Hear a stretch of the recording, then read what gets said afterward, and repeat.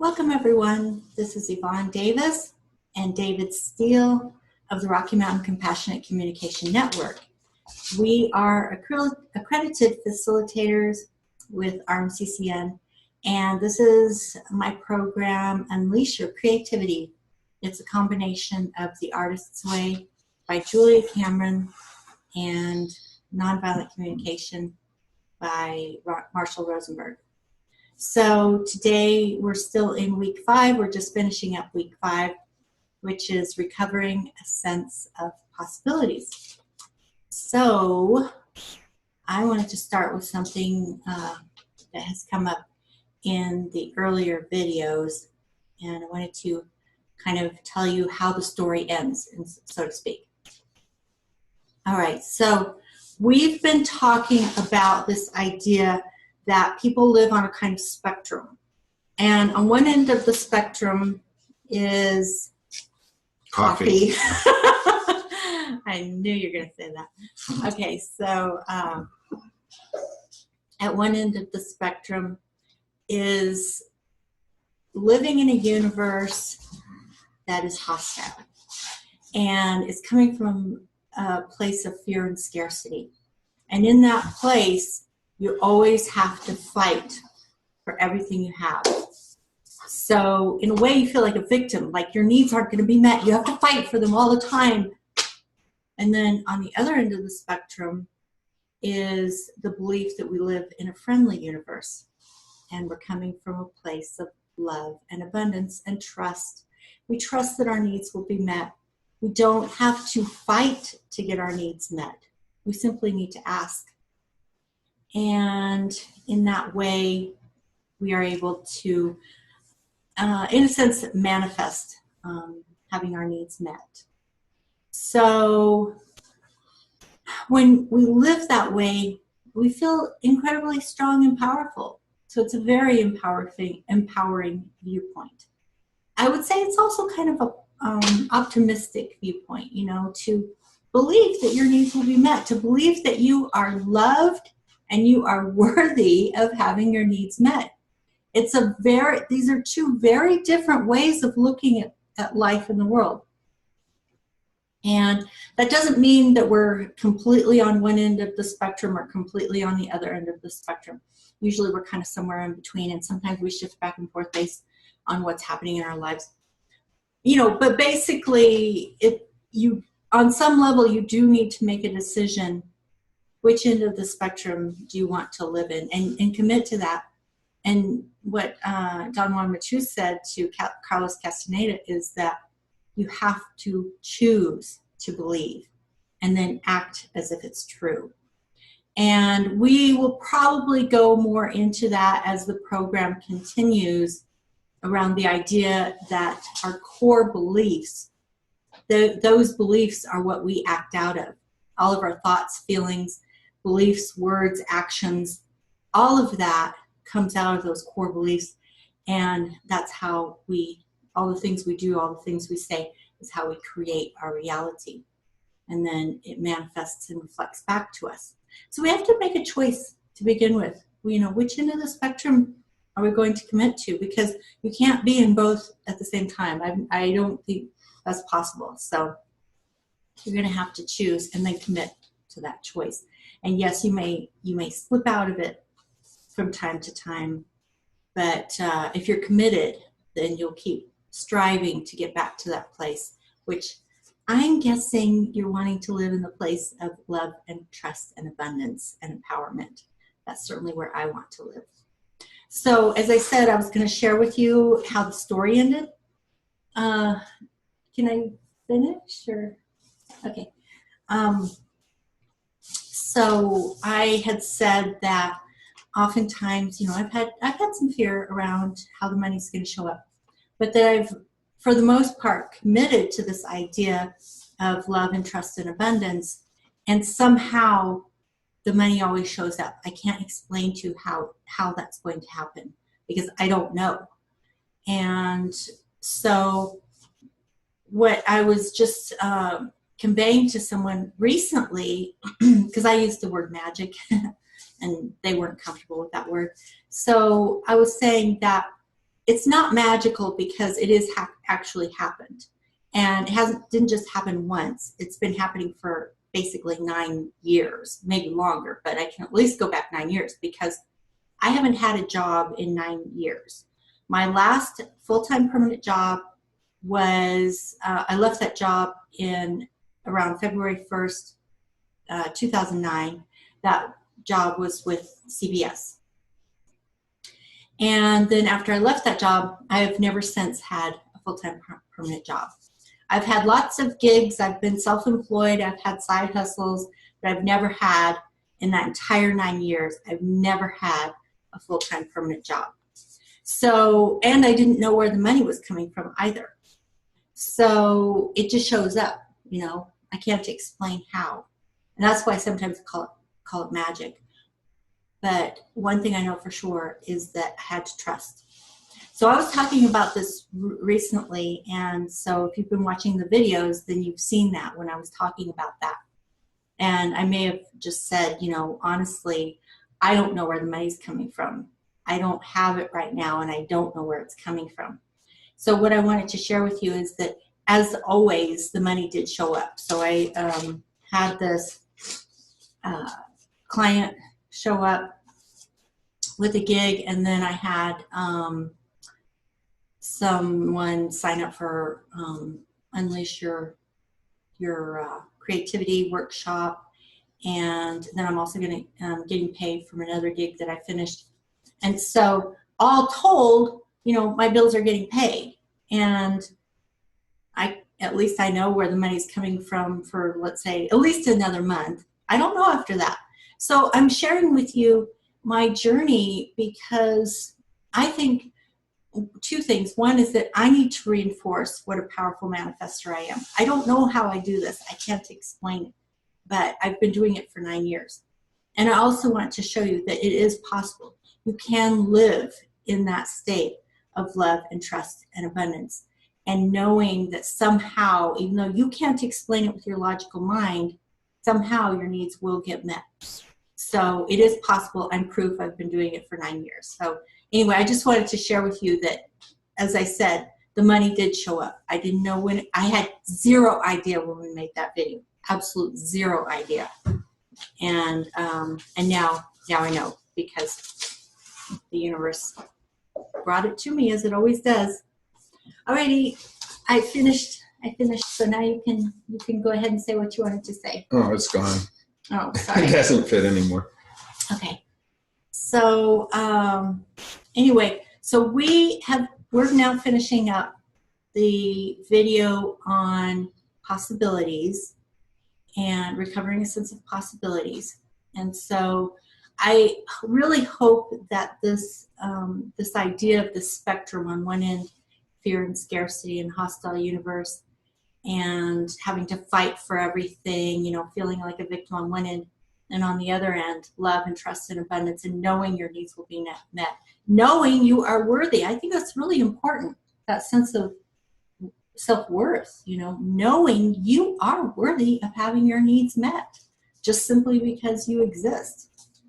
And that's part of living at that end of the spectrum. So I hope this has been helpful to you, and to show you how I personally live that way, and how the universe just shows up and helps me meet my needs. So do you want to add anything on that? Well, I have a question. Okay. Because we're in the unit impossibilities. Mm-hmm.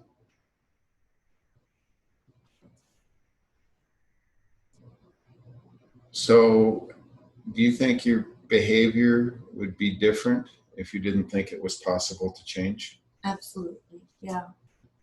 Yeah. See, that's the thing, is it has to do with my commitment and what I believe, fundamentally what I believe. Even though I get scared sometimes, you know, on that spectrum, like maybe right now I'm living over here because I know my needs are going to be met for the next month.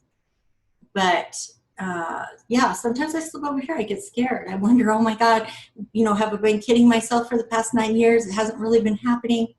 And yeah, and I can look back even further than that, way back, like oh gosh, 15 years. I know I've been doing this, because I told the story about when I didn't work for 2 months and I was getting nervous about money, and David came over and he did a meditation with me where I visualized money flowing into my life. And then the next day, a temp agency that I was working with called me up with a long-term gig. And also I logged onto my bank account and there was like $3,000 there. And I was just blown away. I couldn't believe it. So yeah, I definitely think you have to believe. Otherwise, I'd be working, probably in a law firm. That's what I used to do. I'd be working in a law firm, but I'd be very, very, very unhappy. Oh, no. There's Prozac, there's Zoloft. Yeah. Nowadays there's opioids. Yeah. You could find a way to adapt. Yeah. Wow. So, how being open to possibilities and having a sense that change is possible, that things are possible, that getting your needs met is possible. What role does that play in enabling you to persevere, or giving you strength in the morning, or if you're in a difficult time? Just what kind of energy, what kind of sustenance does being open to possibilities provide you? Well, when I hear David ask that question, the first thing that comes to my mind is living in an archetypal level of consciousness. So I think maybe we could touch on that and then see if that would be enough for this one this one video, or if we want to talk about more. Okay. Okay. So yeah, living in an archetypal level of consciousness. And that's a big, big topic. So we'll only be able to touch on it a tiny bit here. But Carolyn Myss does tremendous work around the archetypes and the archetypal level of consciousness. And I think Carl Jung did as well. Yeah, that's where the word archetype came from. Yeah. And Joseph Campbell and Rick Jarrow, another one of my favorites. So basically what they're saying is that human beings have access to this level of consciousness that is called archetypal. And what's interesting about it is it sort of takes you above yourself. Maybe you'll describe it in a different way, but it sort of takes you above yourself. And we can see people who live today who embody archetypes. So when you see someone that you really respect, or a fictional character, or you can look at mythology, there's all kinds of places to find archetypes. The archetype that I have been tapping into just recently is the character Mark Watney in The Martian by Andy Weir. I mentioned that in a previous video. When I read that novel, I just felt, I don't know, it's hard to explain, but he embodied an archetype. And I'm not even sure how to describe that archetype. How would you describe that archetype? I mean, hero, obviously, it was a hero's journey. But well, let me just say a little bit different. Okay. For those of you who backpack, or before the days of GPS, and you look at a map, and the map helps guide you to a destination. And I backpack a lot, so I really can relate to how having a topographical map really helped me plan my trip, because I didn't necessarily just walk on prescribed trails. And at the same time, that map does not do anything to help you navigate the details of, I have to get across this particular stream, or There are these bushes on the path that somehow I have to maneuver around. This slope is really steep. How am I going to get up it? But it still provides you with invaluable information about the general direction and what to expect. And archetypes are like that. Archetypes are like going into the map. So there's the general theme. The general journey becomes visible. And that's a tremendous support as you're working out the details that manifest in your specific life. So the hero's journey, which is the Star Wars tremendously popular movies, are based on that hero's journey archetype where someone, the life that they're living no longer fits and they have to go into the unknown, find courage, confront themselves, connect with themselves, find some sort of inner strength, and then they return to their point of departure transformed and see the world in a whole new way, and the world changes. So that's a map that many people follow. Another map that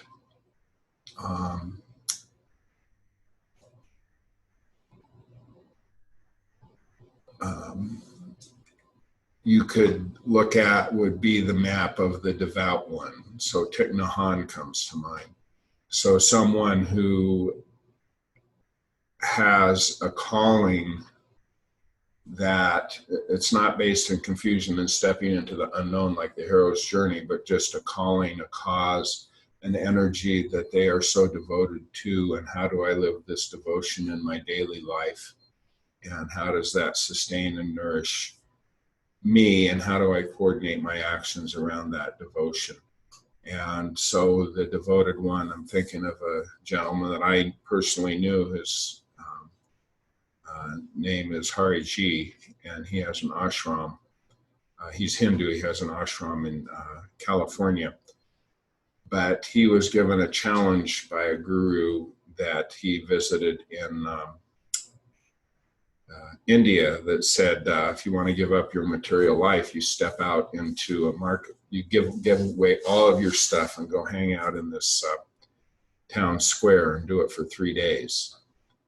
And he did, and he literally got rid of all of his stuff. He hung out in the town square for 3 days. On the third day, he just met some people who he told his story to. They were really into it. They helped sustain him and support him. And out of that, this ashram grew because he exercised this act of faith in pursuit of something that he really, really firmly believed. And maybe that's closer. That's still not the Martian, but that's resonates with a lot of what you're talking about, which is not like you got kicked out of your community and you had to figure out, who am I? It's more like, I know that this can be true. I believe in this, so I'm going to devote myself to pursuing it and bringing it into being.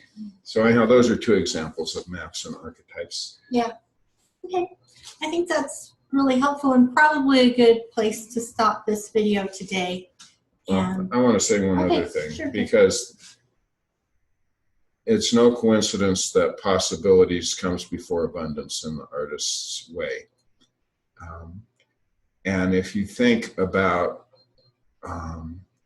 the DNA of the United States, and you hear a lot of talk about the American dream, it's all based on possibility, that you have the opportunity to make something happen, that it is possible for you to improve your life. And people actually flock to this continent from other parts of the world where they felt stuck in whatever their role, their social role was, and they didn't feel like there was any possibility to make something of themselves, that it was already predefined. And that yearning for possibility, for agency, for that internal locus of control where you can make something happen of your life, was so compelling that people risked and still risk tremendous hardship to come to a place where they think that there is possibility. And so just closing the chapter on possibility is that it's just absolutely essential for summoning courage, for finding a reason to get up on days when you're really down and feeling somewhat hopeless, it's just that sense of possibility is absolutely a tremendous ally to give a person energy, motivation, inspiration, and the tenacity to persevere. Mhm. So, Yeah.